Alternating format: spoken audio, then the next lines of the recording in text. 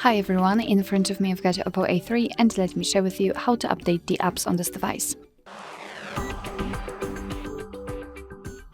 So first of all, make sure that you've got the internet connection, and I highly recommend to use Wi-Fi instead of mobile data, and then we can enter the Play Store. So let's tap on it, and also be aware that you will be able to follow my steps if you've got your Google account added to the device, or you will log in right now. If you're not sure how to do it, simply check our tutorial.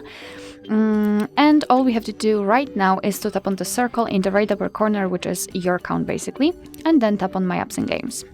Here we have to enter Manage and tap on Updates Available. And as you can see here, we've got all of the updates which we can download.